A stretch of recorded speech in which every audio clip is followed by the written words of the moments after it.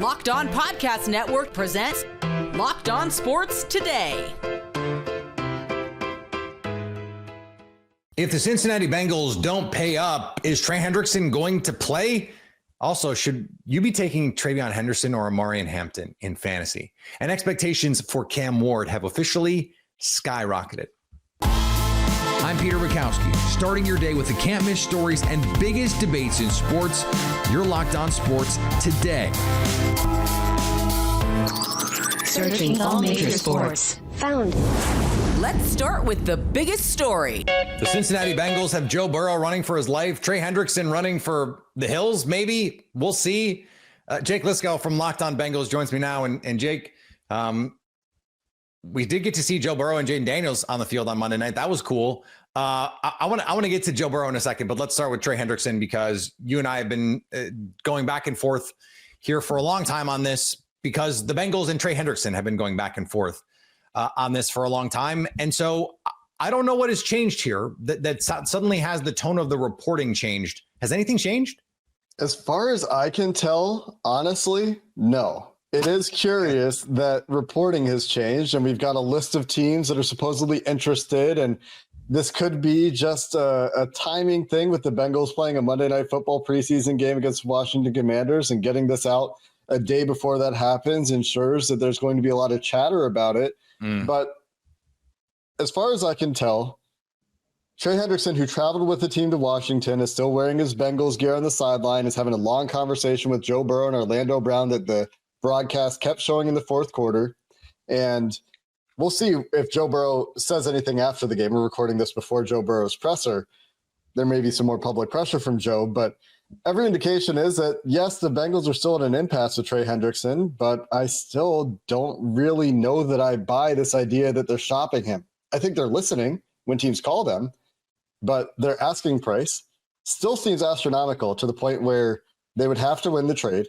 And I don't think anyone's willing to match that price and also pay Trey. So why have the reports changed is a great question. And we got some reporting that, you know, what they're looking for is a first round pick and a player. I remember you and I talking a couple of weeks, maybe even months ago, that it sounded like a first rounder was the asking price. So somehow the cost has gone up, even though they haven't gotten what they're asking for. That is weird here. I buy all of that, Jake, but we got to play games here like pretty soon. So yeah, what's going to happen? This, in true Bengals fashion, Jamar Chase negotiations last year that were unsuccessful went right up until the regular season. Joe Burrow signed his extension the day, I think, the Bengals were traveling to Cleveland for their season opener 2 years ago. These things for the Bengals can take into preparations for week one. It wouldn't surprise me if it goes that long. It wouldn't surprise me if it goes the way that Chris Jones went with the Chiefs. Of course, Jones ended up taking really a pittance to get back on the field, but he was rewarded for it and got his long-term deal the next year. And the Chiefs are a different organization than the Bengals. Hard to, if you're Trey, have the faith that going back on whatever kind of offer he would get would result in that guarantee that he's looking for in the future. But the leverage that Trey has is the team is worse without him. The leverage the Bengals have is he's under contract and he has to show up at some point, or the contract tolls and he's still on the hook next year. Have they ever considered that maybe this is why they're getting off to slow starts? Probably. I think that no one is happy about it. I think the coaching staff probably least of all, along with Trey, along with Joe Burrow, who's probably sick of having to answer questions and having to deal with this stuff. But at least for one thing, Joe Burrow's knocking the rust off in the preseason this year. That could help, but not having your primary weapon on defense fully prepared, as it looks like that's going to be the case at this point, that certainly doesn't help.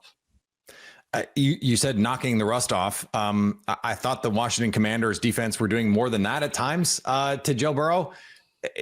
Are we concerned about what's going on with this offensive line? I mean, I understand it is just the preseason, but it does not seem great. And some of the question marks that I know you and James had on Locked On Bengals doesn't seem to be settled here as we enter the regular season.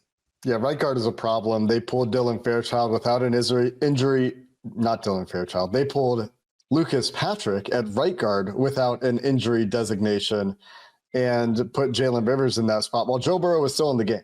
Was fully expected that Jalen Rivers would eventually come in at right guard in this game, but thought Lucas Patrick was the guy to win that right guard job.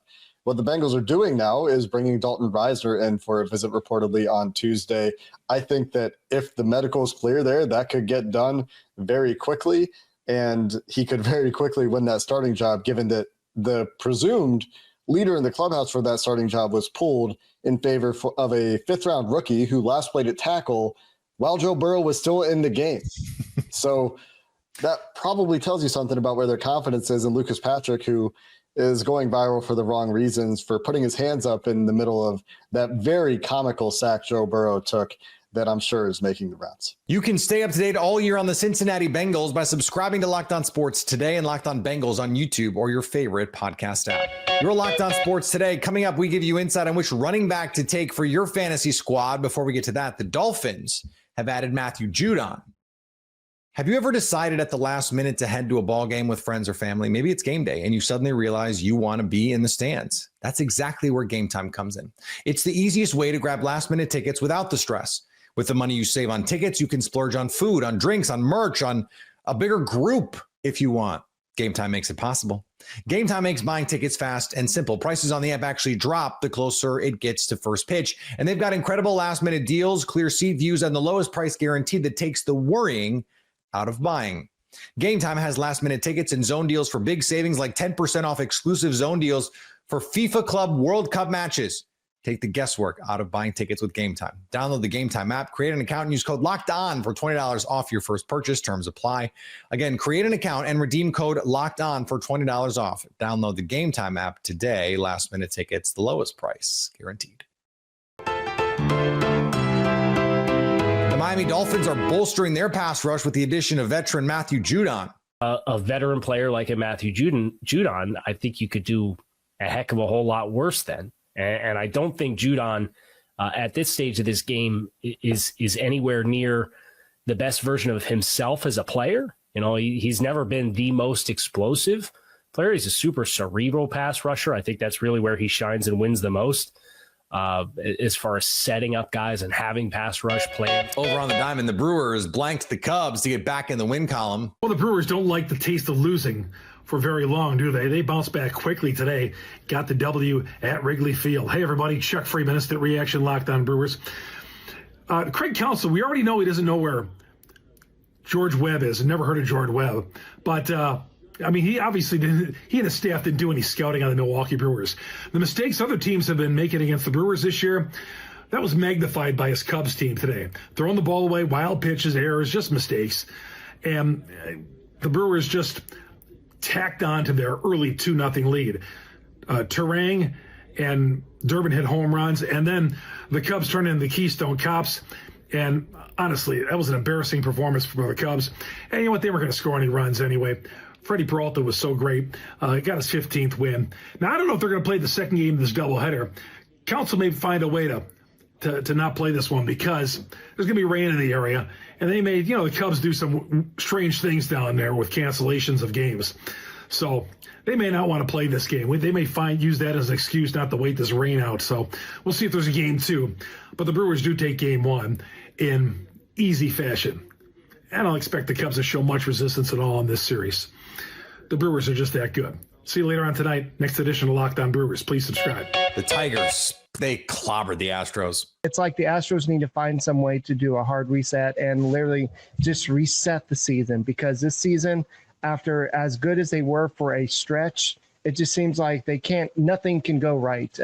When they pitch good, the team is great. The offense, they get just enough offense. But right now, if they pitch bad, they can't get any offense, and nothing is going in sync. And in college football, Ohio State has announced their starting quarterback for the season opener against Texas. Person to consider to be the starting quarterback this year.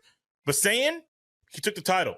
He has a better command of the offense. He has been more consistent. He has taken all the necessary steps in his progression this offseason to earn the title of QB1. For Ohio State, this is the right move. Not only the timing of when you're naming a starting quarterback, but also the person himself. You want a quarterback that has some intangibles that you can't teach. The ability for Sam to process in the way that he does is something that a lot of players would love to have. His ability to make all the throws in his super special quick release, it's wild to see, but it's going to be even more fun to watch every single Saturday in the fall. Patriots rookie TreVeyon Henderson has been getting a lot of love this preseason from fantasy owners. Locked On Dynasty Football host Marcus Mosher and Michael Fabiano discuss whether Henderson deserves the hype or perhaps another rookie running back would be a better option. There are some dynasty leagues where some of the managers are drafting TreVeyon Henderson over Omarion Hampton. Are they crazy? I won't call him crazy, but I wouldn't do it myself. I think people are getting swept up into the Henderson hype, certainly after he had that 100-yard return for a touchdown and all of the positive reports that we're getting out of Patriots camp. Listen, he's a talented guy. Now, if he was playing in Cleveland, I might be a little bit closer to, putting him over Hampton, although probably not. So I wanted to just go back and look at some of the data. Now, Henderson right now is being picked 30 spots behind Hampton on DLF, but only Bucky Irving, Breece Hall, and Jonathan Taylor are being picked between them. So even though there's a little bit of a gap in terms of like overall ADP, they're pretty close at running back at this point. You're looking at Hampton as the RB6 and Henderson's the RB10. When you look at the situation per team, Najee Harris is on a 1-year deal. Hampton's going to take over that job at some point sooner rather than later if he doesn't have it in week 1 this year. Ramondre Stevenson, 27 years old. He's under contract with the Patriots until 2029. They can opt out after 2026. So you would think that potentially Henderson's got at least a year or two where he's going to be splitting some of the workload. And remember, NFL coaches are not like us. They don't mind backfield committees. They just don't. We hate them. They like to keep their players fresh. It is what it is. Looking historically back at Henderson's collegiate career, he's never had more than 183 carries in his season, and he hadn't had more than 14 carries per game on average. And that was in his freshman year when he had 210 touches for Ohio State. And that was the most he's ever had in his career, 16.2 touches per game. Then he got hurt in 2022. He played only 8 games. And then last year, he split the workload with Quinshon Judkins, who I don't know what's going on with that guy. So Henderson, all told, in college, 667 touches. Hampton carried the ball 534 times in his last 2 years with the Tar Heels. He averaged 21 carries a game, and he touched the ball 24 times per game over those last 2 years. He had 695 touches in college. So the touches are close. It's not like Henderson, because he shared work with Judkins last year, has like this huge advantage in terms of not touching the football in college. It's close. I mean, do the math. Mm-hmm. I mean, 695 to 667. It's very close. Yeah. Hampton's in an offense where they're going to run. Greg Roman, run. Frank Gore, Mark Ingram. I mean, I'm not going to bring LaShawn McCoy. These guys have had success in this offense. This offense is based on the run. In New England, okay, Josh McDaniels, listen, we know his history as an offensive coordinator and mostly a head coach. I would not be surprised if Henderson was going to be in the committee for this year and potentially next year. And then maybe he gets freed. But even still, this is not a kid who you're going to be able to run the ball with 18 to 20 times per game. You just never done it. In college, you didn't do it. Hampton, oh, hell yes. He is the workhorse. He'll give you 20 carries a game, 22 carries a game, and he can catch the ball out of the backfield too. So, me, I'm a fan of Hampton. I dig him. I think he landed in a great spot outside of Najee Harris being there, but that's only a 1-year thing. And who knows with Najee's eye, I don't know what's going on there. But he practiced, though. I did see he practiced on Wednesday, I believe. So trending in the right direction, at least. He's trending in the right direction. Yeah. And we know Roman was like, well, maybe it's going to be a committee. Okay, maybe to begin the season. The cream rises to the top. You remember that old WWE promo? It was WWF back then. Yeah. Randy Macho Man, the cream rises to the top. I don't know how he did that without hurting his voice. And Gene Okerlund was like getting ready to crack up laughing. Anyways, I love wrestling. You guys know that. I would rather have Hampton than Henderson. And anybody who's drafted Henderson over Hampton right now in dynasty startups or in rookie only is either a Patriots fan or getting sucked into the hype. So I prefer Hampton over Henderson for all the reasons that you just laid out. But I don't think you're crazy if you are drafting Henderson over Hampton. Like, again, I wouldn't recommend that, but I can also. I don't think it's crazy. No, I don't think it's crazy either. I will say, I think based on not the preseason game, because I don't care about one preseason game, but just the way things are trending where Henderson's having a really strong camp, I think it makes it more defensible to do it now than maybe a while ago. But I prefer Hampton because you're guaranteed to get more touches, I think, every single week. And I think the Chargers offense, even with Rashawn Slater being out, they're just further ahead than with the Patriots are right now. Like, I like Drake May a lot. We both like Drake May. He's not Justin Herbert yet, and that's okay. He's not expected to be Justin Herbert right now. I still like the Chargers offensive line, even without Slater, more than I like New England's offensive line right now. And I trust the coaching staff with the Chargers more than I do the offensive coaching staff with New England. Having said all of that, the NFL is really bad when it comes to evaluating which running back should be picked in the first round or which guys should be drafted first. I mean, you can make an argument. You look over the last 10 years, the second running back drafted in every class is better than the first. So maybe in this case that Hampton's going to be better than Genty. But I also think, well, that'd be something. But I also think like something. Stay up to date all year on fantasy football by subscribing to Locked On Sports Today and Locked On Dynasty Football on your favorite podcast app and on YouTube. Coming up, Cam Ward's stock is rising. Number one overall pick Cam Ward didn't have the most impressive debut for the Titans during the preseason. However, Locked On NFL host Tony Wiggins and Julian Council believe that the noise surrounding Ward coming from Tennessee camp is legit. Now, see, he explained that. And that's what we do here on Locked On NFL, man, and period. Guys that have their finger on the pulse of the team, and that, all of that stuff, he's exactly right about that. He has the talent. The game is not too big for him. He doesn't seem to get, all excited because he's in the NFL. And he does show up at the facility. Those are all things that you want your quarterback to do. But let me put this in a nutshell. It might just be because they ain't going to have no more whoops-a-daisies, because he is not describing Will Levis. And when you have had that in your organization, the second you get something competent, it feels like you hit a home run. Well, he did mention Cam Ward being a gunslinger, and I would rather have someone who's a gunslinger and not afraid to try to fit into tight windows and someone who's afraid to try to make those plays and push it down the field. But when you have a gunslinger, you also are going to get a handful of whoopsie daisies throughout the season. Now, it may not be I can't say the word, some of the things that Will Levis did last year, which I'm still just baffled by the decision making, like the game against Chicago week 1, how he thought that was the right play to make. Like, Cam's not going to do that. He's going to throw some picks though. Like, it's going to happen. And like, it's totally fine because he's learning how to play the position. And Brian Callahan, if he sticks around past this season, is going to have to rein that in moving forward. I thought Cam Ward looked like Cam Ward to me in preseason, at least so far. The highs with him are going to be awesome. His arm talent is real. And it's only that he plays in Tennessee for a team that does not have a rabid fan base or a national profile that we aren't more excited for Cam Ward. And even though he played at Miami, he was Washington State, Incarnate Word, and Miami is not exactly Miami anymore. We would be excited if this was somewhere else, if this was an Alabama kid, an LSU kid, an Ohio State kid, if this was Jaden Daniels. We got pretty excited about that one, didn't we? His talent is there. And he's in a pretty good situation. This offensive line is materially better. It's a decent room of pass catchers. Cam Ward can be fun this year.